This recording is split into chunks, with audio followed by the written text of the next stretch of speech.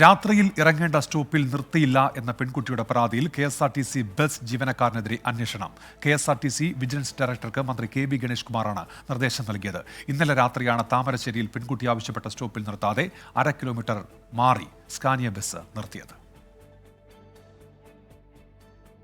KSRTC Scania ബസ്സിൽ ഒറ്റയ്ക്ക് യാത്ര ചെയ്ത 19-കാരിക്ക് നേരിട്ട ദുരനുഭവത്തിലാണ് മന്ത്രി ഗണേഷ് കുമാർ ഇടപെട്ടത്.